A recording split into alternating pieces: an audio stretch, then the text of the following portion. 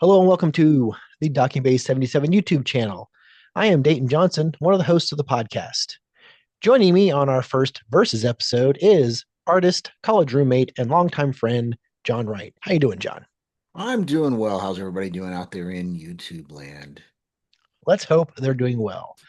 So, yes, we are doing first in a new series of episodes. We already have our top seven list from our hosts.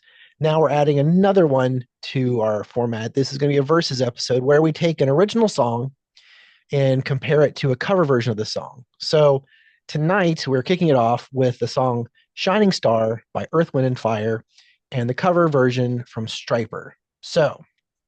Um, so John, which one of the songs were you more familiar with going into this episode? I don't know that I had ever heard the original in its entirety.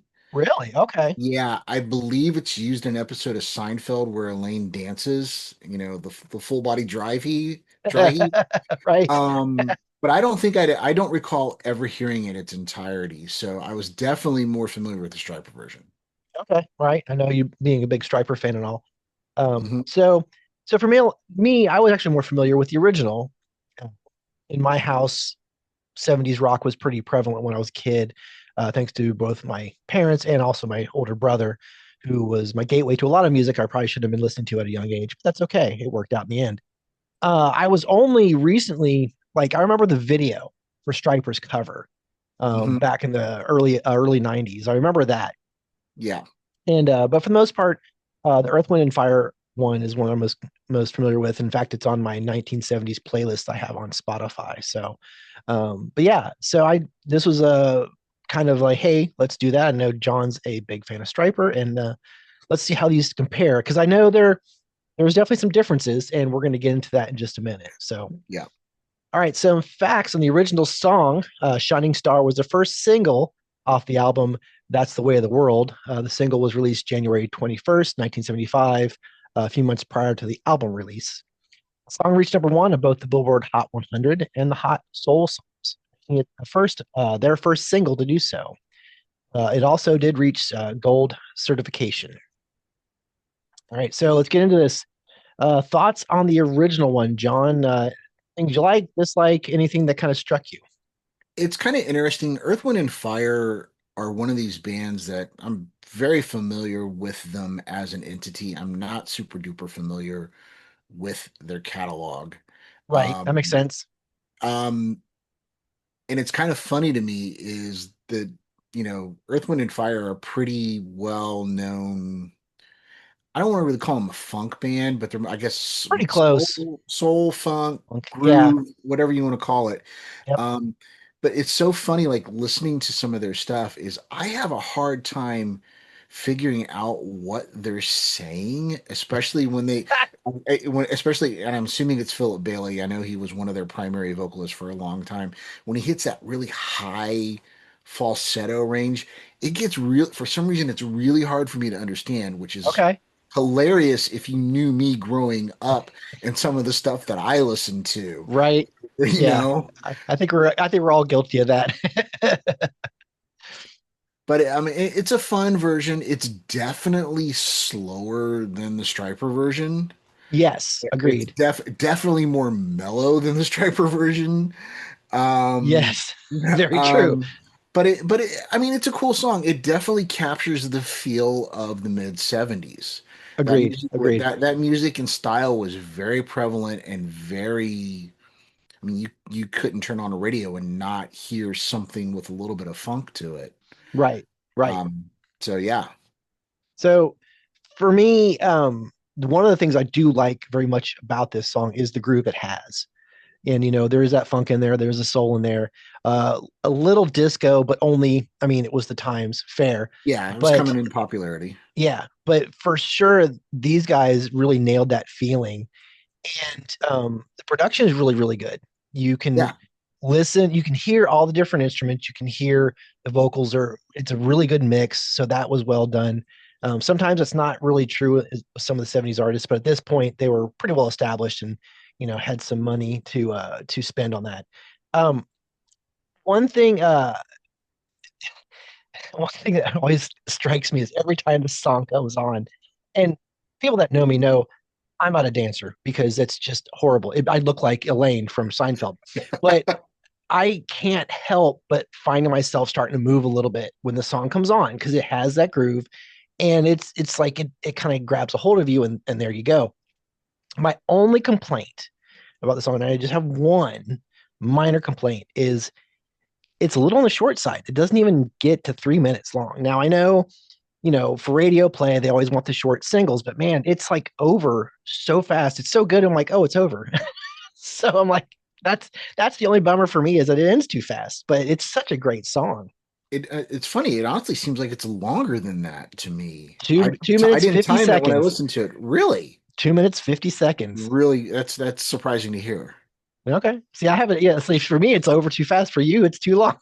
No, I know, no, no. I'm not saying that at all. It All just seems like it's longer than it is. right. All right. So, All right. Anything else to say about this one before we move on to the next one? no, I don't think so. I think Very good. All right. So Stryper covered Shining Star. John, why don't you give us some facts about it? The album that came out and anything else you have for us? yeah, it came out on their fifth studio album, their fourth full-length album from August 21st, 1990, entitled Against the Law, which saw a major shift in the sound and style of Stryper. Stryper were always known as the yellow and black guys with the clean cut Christian image, probably a little bit too much makeup and hairspray, but so was the style of the glam metal era. Yeah, that was the time. They had a really weird following because as they gained popularity, people started to appreciate the musicianship. Right.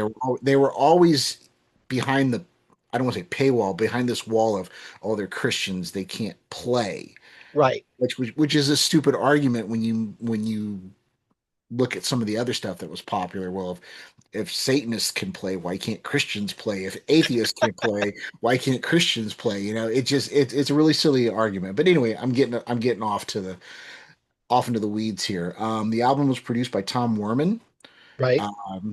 famous for L.A. Guns, Poison, Twisted Sister, and I believe Kiss, among others. Yeah. Quite a name in Um, the 80s rock scene for sure. Big name in the '80s rock scene.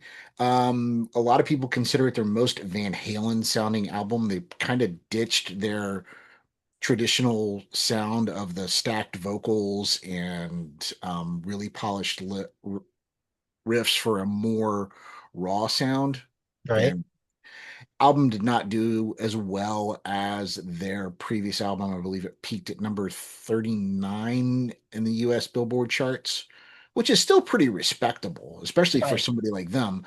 But Right. it was the end of the hair metal era, and there's a lot of controversy, like I said, about the album because the guys will admit they were probably not really living up to 100% what they were preaching.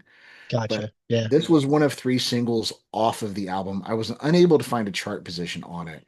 From what I read, none of the singles charted. They That and that may be got very little radio play and video play because I think not only was that genre fading, but of course being labeled as the Christian rock band yeah. that didn't help their cause either. What's really funny is I remember this video premiering on MTV and it premiered on Yeah. Headbangers Ball. Yep. I And of remember that all too. people hosting Headbangers Ball that night were Dave Mustaine and Junior. And Mustaine ripped into these guys so hard for this track and this why'd they choose Earth, Wind, and Fire, blah, blah, blah, blah, blah.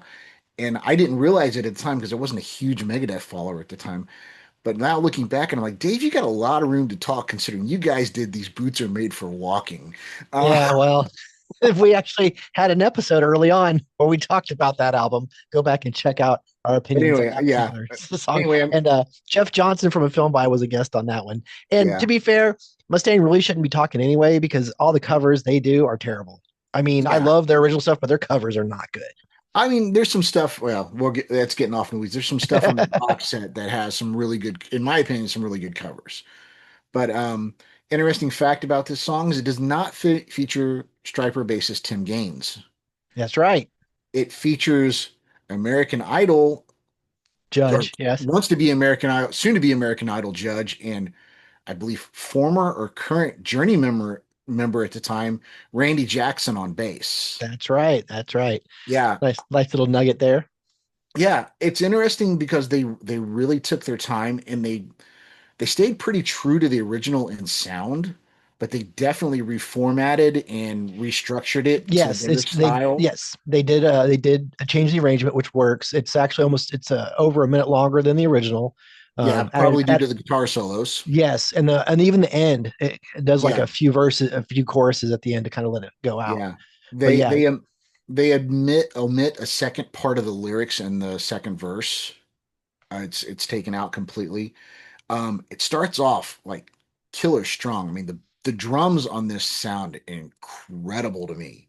yeah. Oh, Like, the whole song sounds good, yeah, and um, they kind of the only real nod as far as musically to the original is you do get some horns from time to time during the you do. chorus, which for me, I don't think they're necessary. I think it kind of works. They may not be necessary. It gives it kind of an extreme funk metal type thing, Okay, which, Mike and Oz, from what I remember seeing in like old interviews and stuff with them, were both fans of this song and decided it would be fun to cover to be something that nobody would expect. right. So it definitely it was.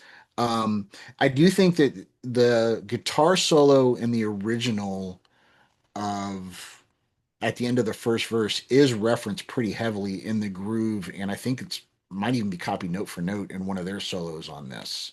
Well, I know the opening is the same, but yeah, it Yeah, seems to me that because there really isn't a solo, so to speak, in the original. This one definitely adds to it. But yeah, yeah, the guitar riff is definitely there for sure. That feel is there. But yeah, they made it their own in the way that it's guitar driven and it's drum right. driven. It's not, the thing that is truly missing, in my opinion, is the funk aspect of it is not there. It's more of a rock song, which is Yeah, fine. They're a rock band. Now, to be fair, I would love to actually hear Extreme do a cover of this yeah, because and they can handle that funk. We all know that. right. I mean, But this was definitely stepping out of their well-worn path, so I got right. to Oh, respect I that. agree.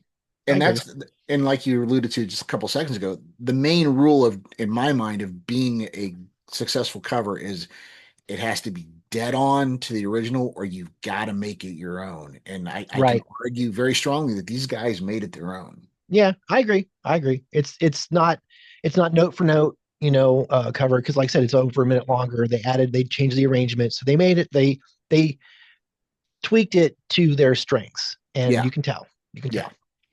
All right, fantastic. So let's go ahead and move on to which song do you think, which version is better, and which do you prefer? Now, for me, consistently, I think it's very difficult for a cover to better the original. It does happen from time to time, and at some Yeah, point there's we some will, exceptions out there. yes, we will get to some of those. And but for me, as good as Stryper's cover is of the song, they did take it and make it their own.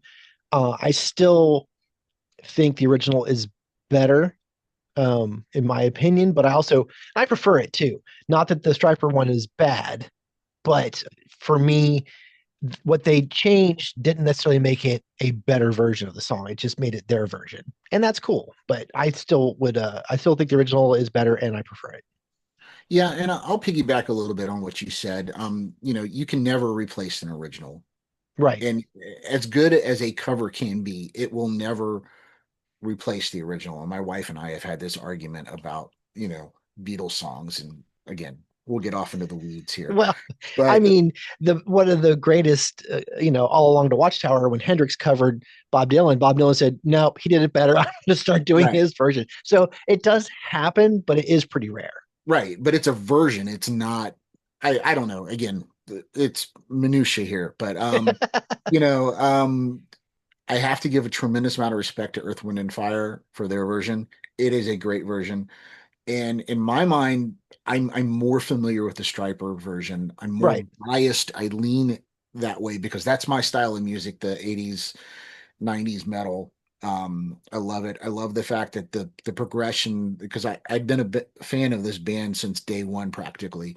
And I Right. saw the progression and you know, the the strengths that were starting to show in this band in this album. I mean, to me, Against Their Law is one of their best sounding albums.